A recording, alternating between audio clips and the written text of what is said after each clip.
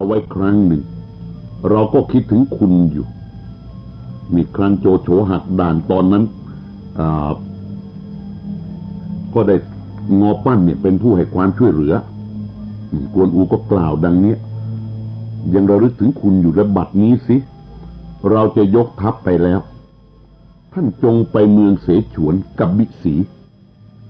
ไปอยู่ด้วยพระเจ้าฮันตงเถอะพระเจ้าฮันตงอ๋อง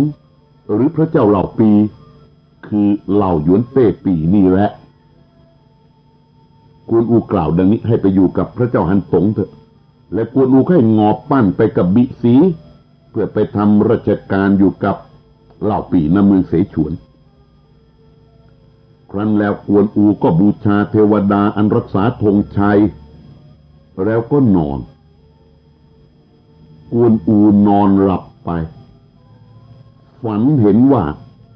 มีสุกรตัวหนึ่งสุกรดำตัวใหญ่โตเท่าโคคือโตหมูโตเท่าวัวตัวดำอ่ะฝันอย่างนั้นว่าเจ้าสุกรดำตัวใหญ่นั้นมากัดเท้ากวนอูก็กระบี่ฟันสุกรนั้นเจ้าสุกรนั้นก็สูญหายไปกวนอูก็สะดุ้งตกใจตื่นขึ้นมาก็จึงให้หากวนเป๋งบุตรเลี้ยงเข้ามาแล้วก็เล่าความฝันให้ฟังกวนเป๋งบุตรเลี้ยงก็ทำนายฝันให้แก่กวนอูผู้บิดาว่าซึ่งสุกรกัดเอาเท้าท่านนั้นใช่อื่นไกลก็ได้แก่มังกรท่านจะได้ดีเป็นที่สูงสักประเสริฐกว่าคนทั้งปวงนี่กวนเป๋งทำนายให้อย่างนี้คือจะร้ายจะดีประการใดอย่างไรท่านว่าให้ทำนายดีถ่ายเดียวก็แล้วกันรุ่งเช้ากวนอูก็ให้ทหารทั้งปวงเข้ามาพร้อมกันแล้วก็เล่าความฝันให้ทหารทั้งปวงฟังอีกทหารทั้งปวงก็ทำนายกันว่าร้ายบ้างดีบ้างต่างกันไปกวนอูก็จริงว่า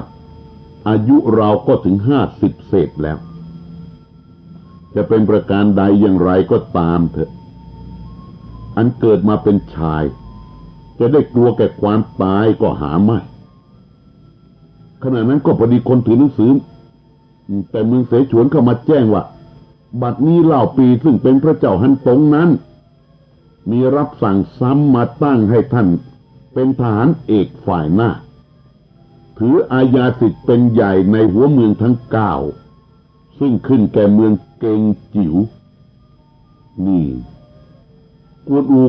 ก็รับตามรับสั่งทหารทั้งปวงก็จึงว่าพร้อมกันขึ้นทีเดียวว่าซึ่งท่านฝันนั้นและได้รับฟังเช่นนี้ก็สมกันแล้วความจริงก็จริงตามกวนเป๋งทำนายเหมือนกันแหละจะได้ดีเป็นที่สูงสักประเสริฐกว่าคนทั้งปวงเนี่ยก็ได้เป็นใหญ่เป็นฐานเอกฝ่ายหน้าถืออาญาสิทธิ์เป็นใหญ่ในหัวเมืองทั้ง9ซึ่งขึ้นแต่เก่งจิ๋วอย่างเนี้ยกวนอูก็มีความยินดีความฝันนั้นปรากฏว่าได้ยศถาบรรดาศักดิ์เช่นนี้จากนั้นก็ยกทหารไปโดยทางใหญ่ตรงไปยังเมืองซงหยง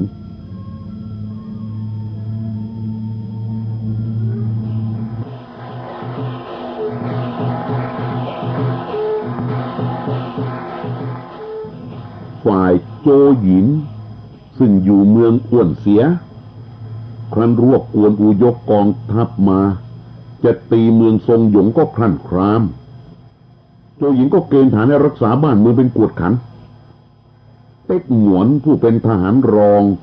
ก็ว่าแกโจหยินว่าพระเจ้าวีอ๋องมีรับสั่งให้ท่านไปชักชวนซุ่นกวนให้ยกฐานเมืองกลางตังบรรจบกันไปตีเมืองเกงจิ๋วแต่บัดนี้กวนอูแห่งเกงจิ๋วน่ะกลับยกกองทัพมาตีเมืองเราชะนี้เราเหมือนหนึ่งเอาชีวิตมาให้เราจะย่อท้ออยู่ไรควรที่จะยกออกไปต่อสู้ด้วยกวนอูเถอะนี่เต็กหงวนได้ว่าขึ้นเช่นนี้บวนธง ซึ่งเป็นที่ปรึกษาอยู่กับโจหยินเนี่ยได้ยินเต็กหวนว่านั้นก็จึงห้ามโจหยินว่า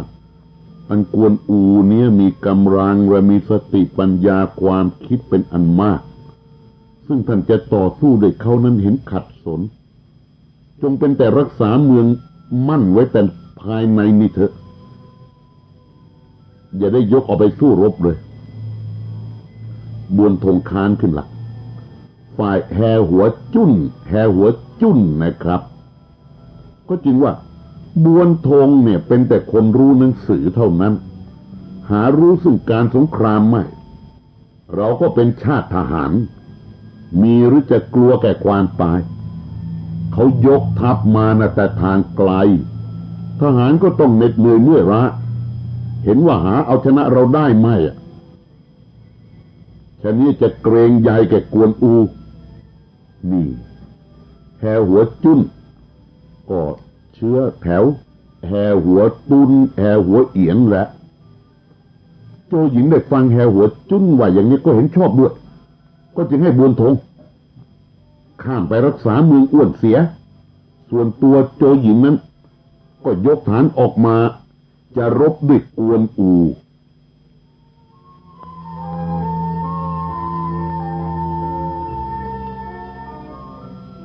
ฝ่ายกวนอูยกทัพมาถึงเห็นโจหญินยกออกมาก็สั่งกวนเป๋งกับเลี้ยวหัวว่าท่านออกไปรบกับโจหญินแล้วจงกระทำเป็นแพ้แตกหนีมาเถอะนี่กวนอูใช้อุบายกวนเป๋งเลี้ยวหัวก็รับคำกวนอูยกฐานออกไปส่วนเลี้ยวหัวนั้นขี่ม้ามาข้างหน้าคือขี่ม้าขึ้นหน้าไปก่อนฝ่ายโจหญินนั้นก็ให้เต็กหงวนขี่ม้าออกรบด้วยกระบวนเพลงรบบนหลังม้ากับเลี้ยวหัวแหละยังไม่ทันจะถึงเพลงเลยเลี้ยวหัวขับมาหนีไปแล้วก็พาฐานถอยหนีไปตั้งค่ายไกลไปประมาณ200 เส้นครั้นรุ่งเช้ากวนเป๋งกับเลียวหัวก็ยกออกไปรบอีกกวนอูสั่งแล้วว่าให้ทำแพ้ทำแตกทำหนีเนี่ยมีตามแผนเขาละเอาโจหญินกับแห่หัวจุ้นและเต็กหงวนก็ยกออกรบไปอีกเลียวหัวกวนเป๋งก็เข้ารบแล้วก็ทำเป็นแตกหนีโจหญินก็ไล่ตามไปอีกไล่ตามไปไกลประมาณ200 เส้นบัดนี้ก็ได้ยินเสียงโห่ร้องมาข้างหลังก็จึงให้ทหารที่ไล่ไปข้างหน้าน่ะถอยกลับมาเลียวหัวกับกวนเป๋งนั้นก็กลับฐานทั้งปวงไล่กลับมาเหมือนกันโจหญินบัดนี้พอแจ้งได้เราเป็นกลอุบายเขาเสียแล้วที่เขาหนีเนี่ยเขาล่อตัวตาหักให้มาตกในวงล้อมอยู่นี่ก็ตกใจโจหญินก็พาฐานหนีข้ามมาทางเมืองทรงหยงเลยคือทิ้งเมืองอ้วนเสียเลยหนีมาทางที่จะไปเมืองทรงหยงนี่ก็พบกวนอูขี่ม้าถือง้าวใหญ่สกัดทางอยู่โจหญินก็ตกใจสะดุ้งหวาดกลัวมิอาจจะสู้ได้ด้วยขามเกรงเป็นที่ยิ่งนะโจหญินก็ลัดทางหนีข้ามกลับไปทางเมืองอ้วนเสียอีกกวนอูก็ไล่ติดตามไปก็ได้พบแห่หัวจุ้นยกทัพสวนทางลงมาก็เข้ารบกับกวนอูได้เพลงหนึ่งกวนอูก็ฟันด้วยงาวถูกแห่หัวจุ้นตกม้าตายฝ่ายกวนเป๋งลูกเลี้ยงกวนอูนะก็ขับม้าไล่ฟันเต็กหงวนถูกกวนเป๋งฟันด้วยงาวตัวขาดตกจากหลังม้าลงไปตายเป็นว่าสองฐานของโจหญินตายทั้งคู่เลยทั้งแห่หัวจุ้นก็ตายเต็กหงวนก็ตายทหารทั้งปวงของกวนเป๋งนั้นก็เข้าไล่ฆ่าฟันทหารโจหญินแต่กระจัดกระจายพลัดพรายไปเป็นอันมากทีเดียวก็เป็นอันว่าบัดนี้กวนอู ก็ได้เมืองทรงหยงแต่โดยง่ายก็จึงให้บำเหน็จแก่ทหารตามความชอบแล้วก็เกลี้ยกล่อมอาณาประชาราษฎรให้อยู่เย็นเป็นสุขโดยปกติ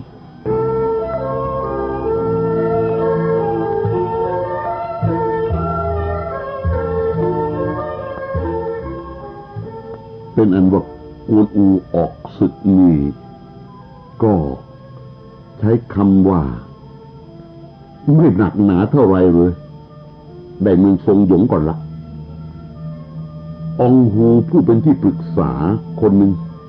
ของกวนอูเนี่ยก็จึงได้ว่าแกกวนอูว่าท่านทำศึกครั้งนี้สะดวกนักแต่เพียงพริบตาเดียวก็ได้เมืองทรงหยง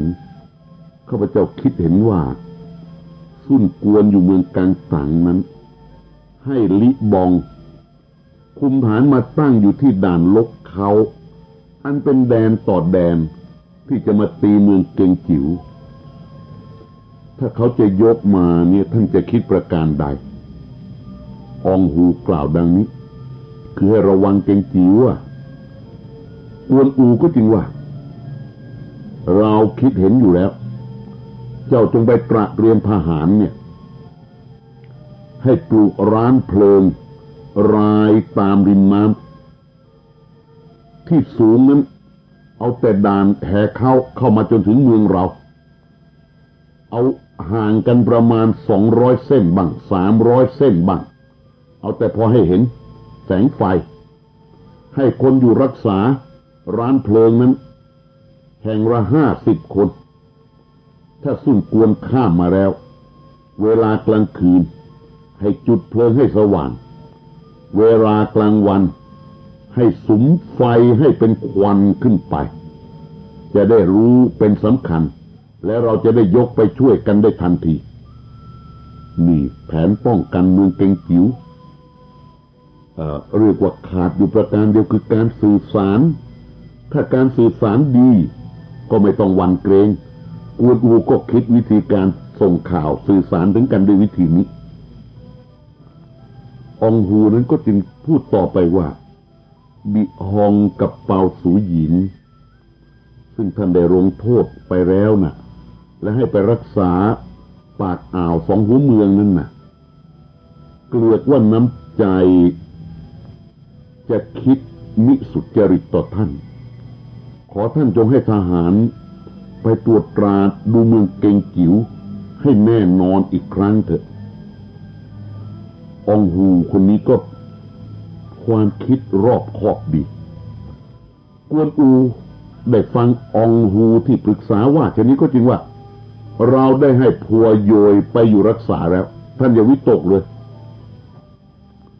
องฮูก็พูดอีกที่ปรึกษาผู้นี้พูดว่าอันพัวโยยที่ท่านว่าเนี่ยเป็นคนประกอบด้วยความโลภเห็นแก่ราบข้าพเจ้าเห็นว่าหาไว้ใจได้ไหมขอท่านจงใช้ให้เตียวลุยนายกองเสบียงซึ่งเป็นคนสัตย์ซื่อมั่นคงไปอยู่รักษาเถอะเห็นจะไม่เป็นอันตรายถึงจะทำการยิ่งกว่านี้สัก10,000 เท่าก็หามีความย่อท้อไม่ที่ปรึกษากล่าวชนิดกวนอูก็จึงว่าอันพัวโยยคนเนี้ยชั่วดีอย่างไรมานี่เราก็ย่อมรู้อยู่แล้วซึ่งจะให้เตียวลุยไปอยู่แทนนั้นน่ะอย่าให้ไปเลยอันตัวเตียวลุยน่ะสำหรับคุมเสบียงก็เป็นใหญ่อยู่ท่านอย่าสงสัยเลยจงไปทำตามคำเราเถอะกวนอูเริ่มเชื่อถือความคิดเห็นตนเป็นใหญ่ทายเดียวดังนี้แล้วเริ่มหนักขึ้นไปอีกแล้วมิยอมฟังความคิดเห็นแต่ประการใดเลยเนี่ยองฮูซึ่งเป็นที่ปรึกษาก็ได้คำแนะนำอย่างดีแล้วแต่ท่านผู้เป็นนายมิกระทำตามเช่นนั้นได้ฟังกวนอูว่าอย่างนั้นเนี่ยองฮูที่ปรึกษาก็คำนับลากวนอูไปเท่านั้นเองกวนอูก็สั่งกวนเป๋ง ให้จัดแจงเรือรบจะยกข้ามแม่น้ำซงกังไปตีเอาเมืองอ้วนเสียของโจหยินให้จงได้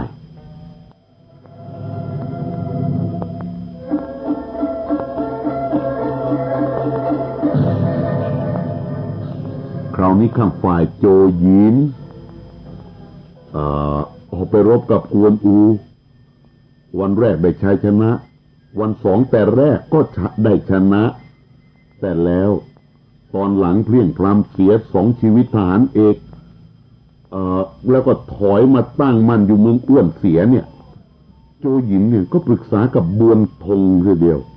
ว่าเนี่ยท่านได้ห้ามเราแล้วแต่เราก็ไม่ฟังขืนยกฐานออกไปรบจนต้องเสียทหารหรือเสียบ้านเสียเมืองบัดนี้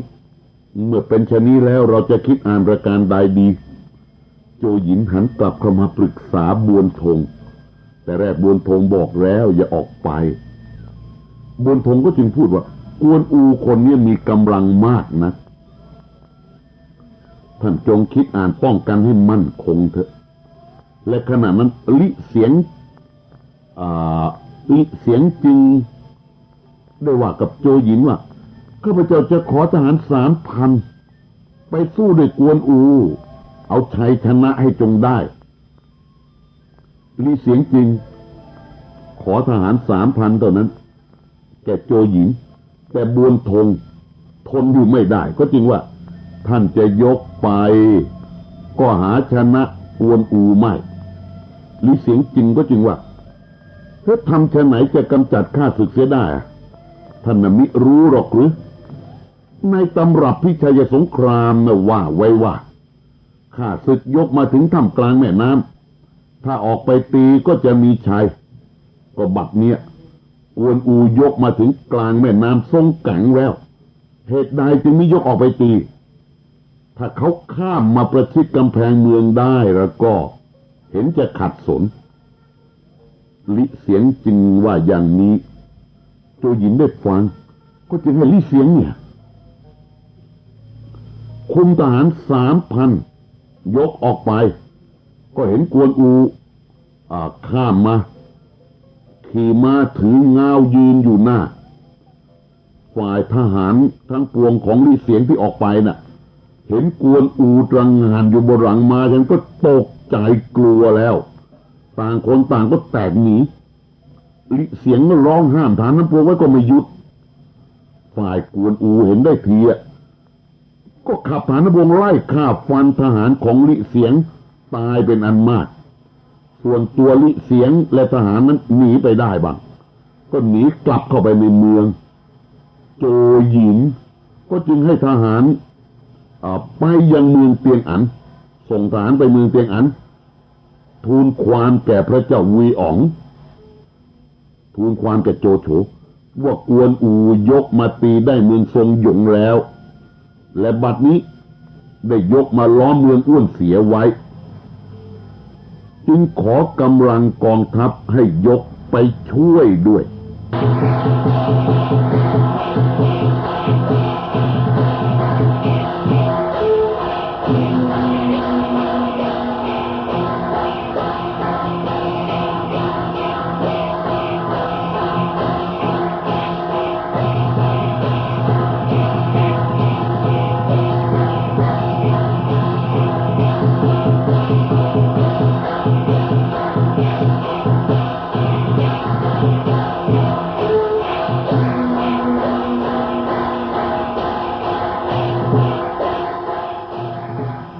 เมื่อกวนอูเข้าล้อมเมือง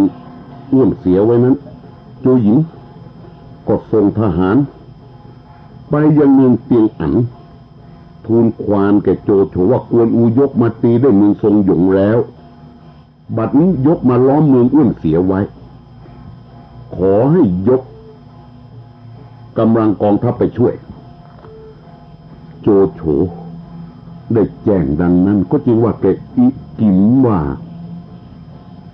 เราก็เห็นแต่ท่านผู้เดียวอาจจะไปช่วยเมืองอ้วนเสียไว้ได้อีกิมก็จึงทูลว่าข้าพเจ้าจะขอทหารเป็นกองหน้าไปด้วย บางเต็กนี่บางเต็กก็ทูลทีเดียวว่าข้าพเจ้าจะขออาสาเป็นกองหน้า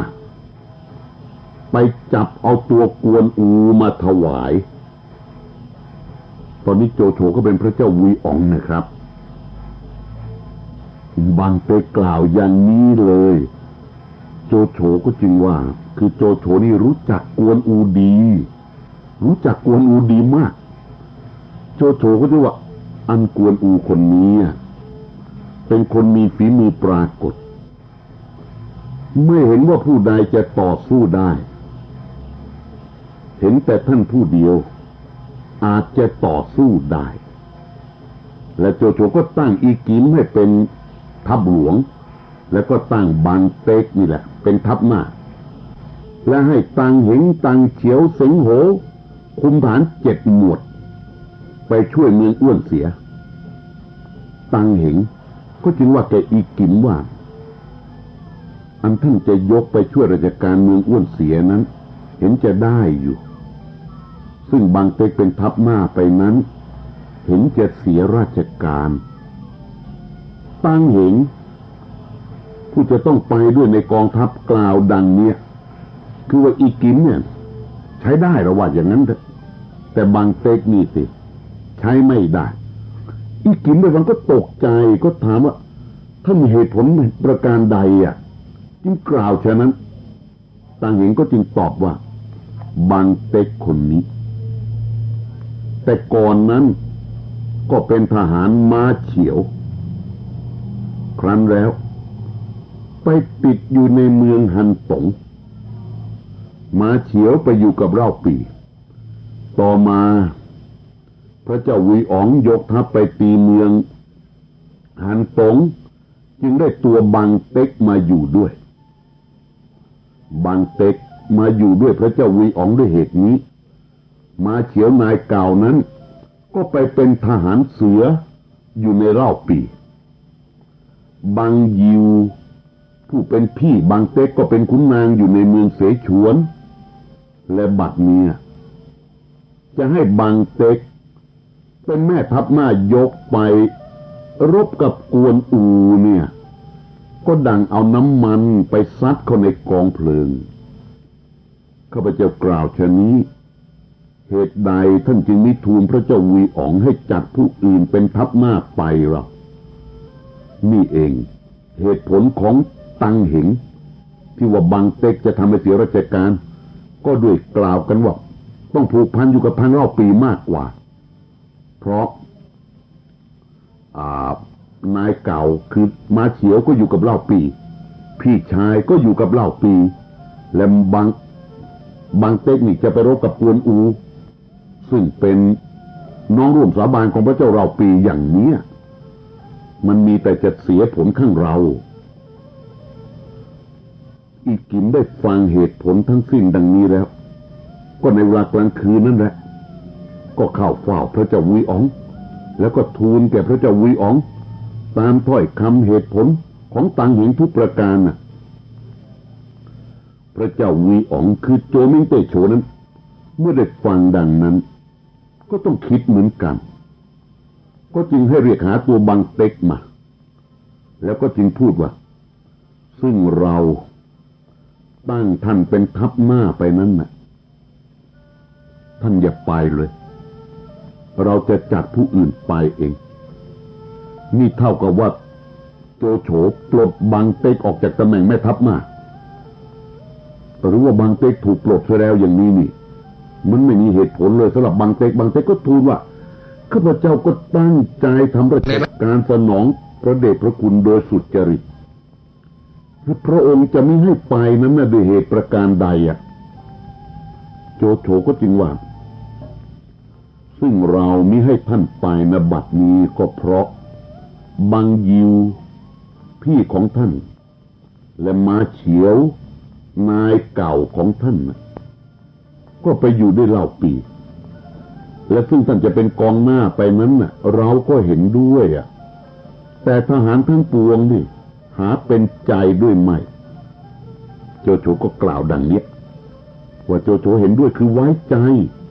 แต่คนอื่นสิเขาหาเป็นใจด้วยไหมคือเขาไม่ไว้ใจบางเต็กได้ทราบเหตุผลดังนี้ก็ถอดหมวกออกทีเดียวแล้วก็หน้าผากของตนน่ะกระทบเข้ากับศิลาพื้นคือเอาหัวโขกพื้นเลยซึ่งพื้นเป็นศิลาศีรษะแตกโลหิตไหลเลือดอาบหน้าทีเดียวนี่เป็นการแสดงความจริงใจออกมาให้ประจักษ์แล้วก็พูดว่าข้าพเจ้ามาทำราชการอยู่ด้วยพระองค์แต่ครั้งเมืองหันตงพระองค์ก็ได้มีพระคุณแก่ข้าพเจ้าเป็นอันมากข้าพเจ้าก็ยังไม่ได้ทดแทนพระคุณพระองค์เลยเหตุใดจึงมาสงสัยชะนี้เมื่อข้าพเจ้าอยู่ด้วยพี่ชายนั้นพี่สะใภ้ก็ทำประทุษร้ายต่อข้าพเจ้าเสพสุราเมาแล้วได้ฆ่าพี่สะใภ้ข้าพเจ้าเสียบางยิวพี่ชายข้าพเจ้าก็โกรธข้าพเจ้าถึงตัดเป็นตัดตายกันแต่นั้นมาและเมื่อข้าพเจ้าอยู่ด้วยม้าเฉียวนั้นก็เห็นว่าม้าเฉียวน่ะเป็นแต่คนใจกล้าแต่หาปัญญามิได้พาทหารไปทำศึกก็ตายเสียสิ้นทั้งกองทัพอยู่แต่ผู้เดียวจึงต้องไปอาศัยเล่าปีอยู่ข้าพเจ้าจึงได้มาเป็นข้าของพระองค์บัดนี้ต่างคนต่างก็มีเจ้าด้วยกันขาดไมตรีต่อกันแล้วอันพระองค์มีคุณแก่ข้าพเจ้าก็จะขออาสาไปทำสงครามแทนคุณท่านในครั้งนี้มีบางเต็กกล่าวความจริงใจออกมาชนิดโจโฉนั้นก็ลุกไปจูงมือบางเต็กเข้ามาใกล้แล้วก็ปลอบว่าอันความจริงนั้นเราก็รู้อยู่ว่าท่านเป็นคนสัตย์ซื่อ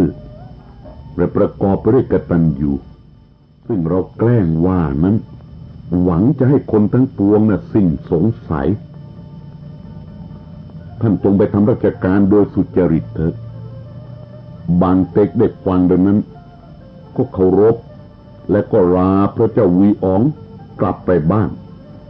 กลับไปถึงบ้านก็สั่งให้ต่อโลงใบหนึ่งต่อโลงคำนี้ก็เข้าใจกันได้ดีโลงศพมาแล้วก็เรียกชาวบ้านพวกเพื่อนทั้งปวงมาเรียงโต๊ะพร้อมกันแล้วก็ยกโลงนั้นออกมาตั้งไว้ต่อหน้าคนทั้งปวงให้ได้เห็นประจักษ์กันทีเดียว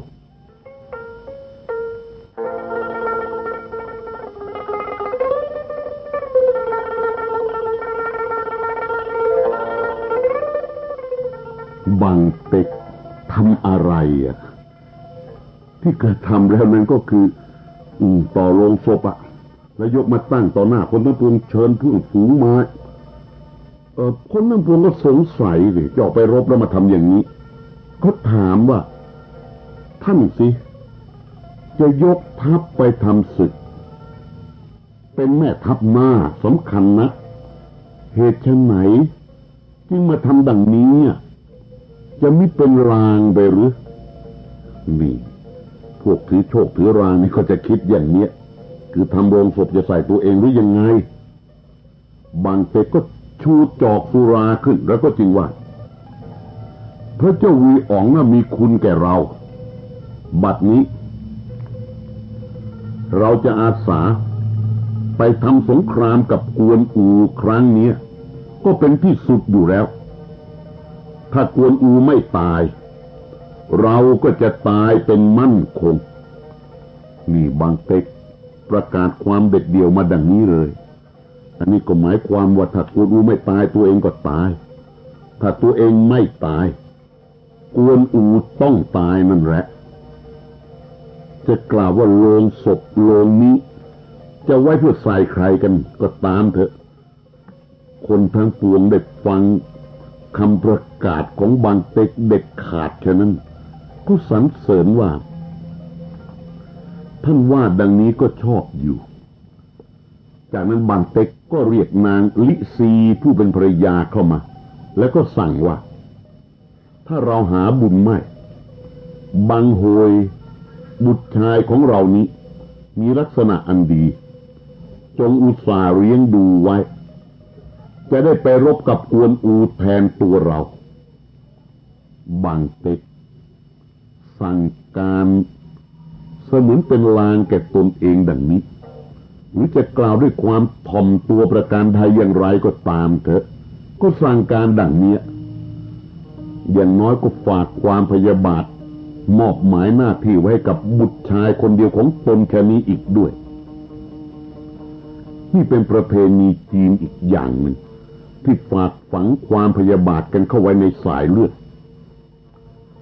และขณะเมื่อจะยกทัพเป็นบางเตก็สั่งแก่ฐานพลพร้อมกันว่าถ้าและเราตายท่านก็จงเอาใส่โลงนี้มาถวายพระเจ้าวีอ๋องถ้าเราฆ่ากวนอูตาย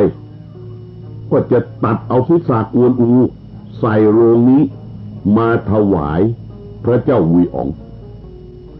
โลงศพโลงนี้มีประโยชน์ทั้งขึ้นทั้งร่องแหละไม่ว่าใครจะเป็นฝ่ายตายก็ได้ใช้โลงนี้ละทหารกองหน้าทั้ง500ของบางเต็กก็ชื่นชมยินดีในความเด็ดเดี่ยวมั่นคงของผู้เป็นนายทัพแห่งตนยิ่งนักเราก็จึงว่าถ้าท่านตั้งอยู่ในความสัตย์สุจริตดังนี้แล้ว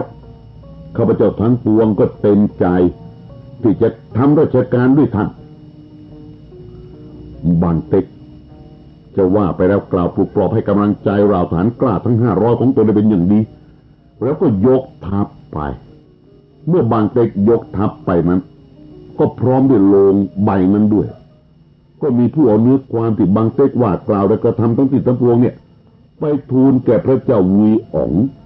คือโจโฉก็ชื่นชมยินดีก็จริงว่าถ้าบางเต็กสัตย์ซื่อดังนั้นแล้วเราจะวิตกอันใดกับข้าศึกเรา